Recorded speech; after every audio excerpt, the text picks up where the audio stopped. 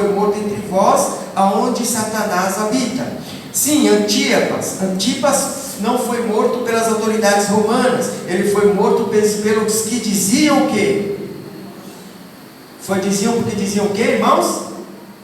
Por consequente, caberia ao atual anjo de Pérgamo continuar a luta de Antipas, levantar-se, ia ele contra os que tinham a doutrina de Balaão e sustentava o ensino dos nicolaítas.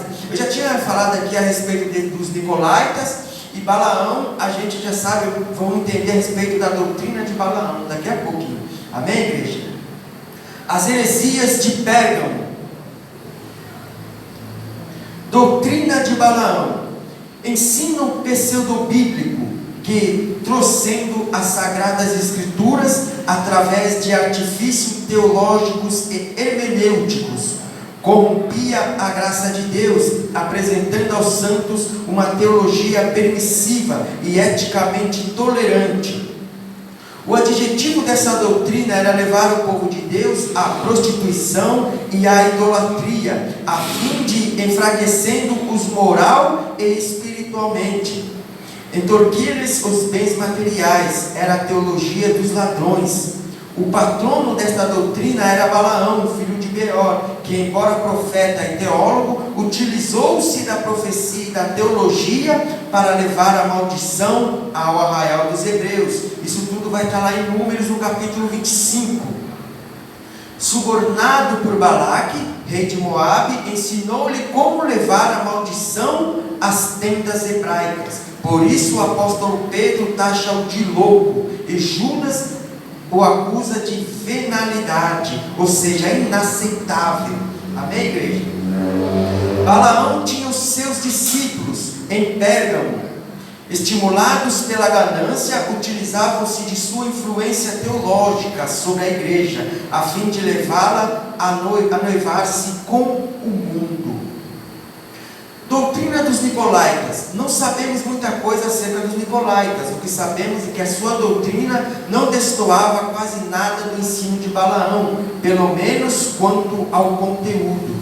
Se Balaão era dissimulado, sutil e teológico, os nicolaítas, fazendo abertamente o comércio dos santos, publicamente apregoavam e repaganização da igreja, afirmando ser possível servir a Deus e aos ídolos. Então, igreja, o que acontece?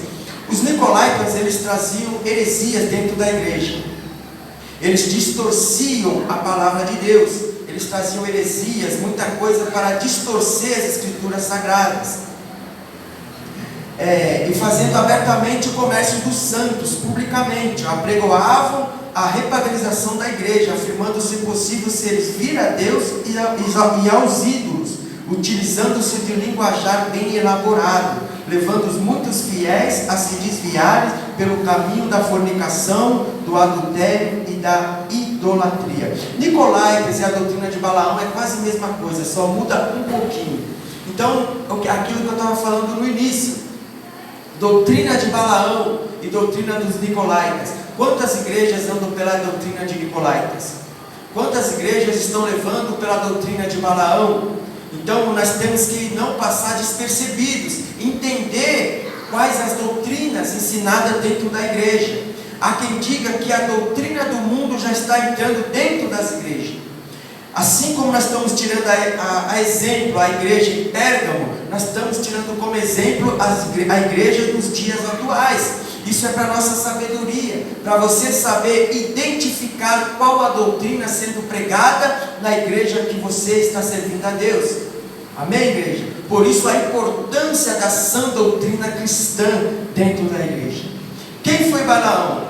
Falso profeta, gentil, filho de Beor, que vendeu seus serviços a um rei pagão, e o que aconselhou a seduzir Israel a comprometer sua fé por meio da idolatria e a imoralidade. Está lá em Números, no capítulo 22 até o capítulo 24.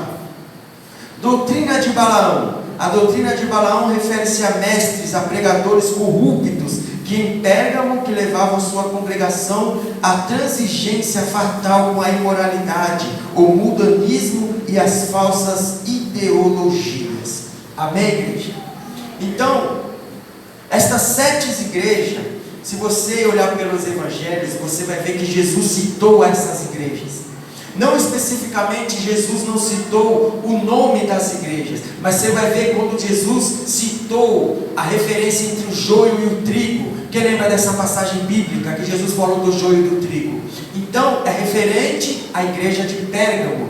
Então Jesus já estava mostrando os acontecimentos dos dias atuais, que foi a igreja de Pérgamo, é o joio e o trigo.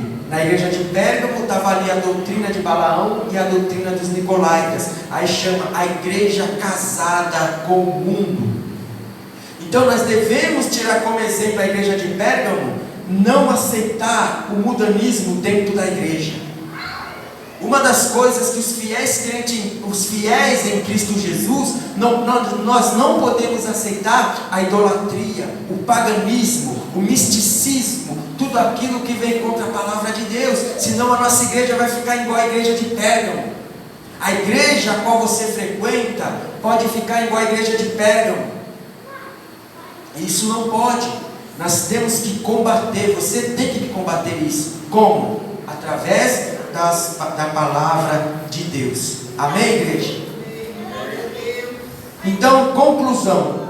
Escrevendo aos Filipenses, o apóstolo Paulo afirmou: mas a nossa cidade está nos céus, donde também esperamos o nosso Salvador, o Senhor Jesus Cristo. Filipenses capítulo 3, versículo 20, o apóstolo Paulo escreveu: embora o cristão não tenha como evitar o lado temporal da vida, seu olhar deve fixar em sua redenção eterna. Jesus sabia da sedução que os bens terrenos podem exercer sobre nós, e por isso advertiu: porque onde estiver o vosso tesouro, aí estará também o vosso coração. Mateus capítulo 6, versículo 21. Por esse motivo coloquemos o Senhor Jesus sempre em primeiro lugar.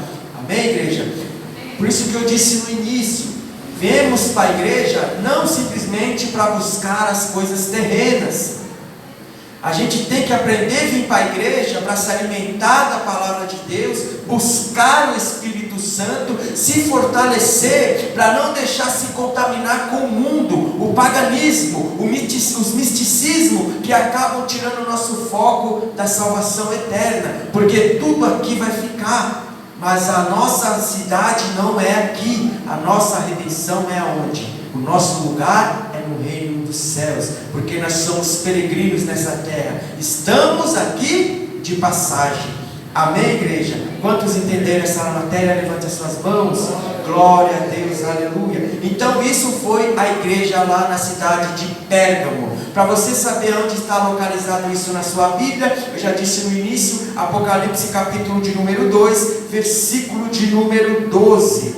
Amém? E na próxima terça nós vamos, assim Deus permitir, nós vamos entrar na lição da carta à igreja de Tiatira. Amém? Versículo de número 18 na sua Bíblia Sagrada, em Apocalipse capítulo de número 2. Amém? Não se esqueça de responder o Praticando o Conhecimento, amém? Aí na sua revista, que na próxima terça-feira, Deus assim permitir, estaremos corrigindo, amém? Que Deus abençoe a todos, em nome do Senhor Jesus. Essa foi a lição dessa terça-feira, a lição da igreja de Pérgamo, amém? Que Deus abençoe a todos.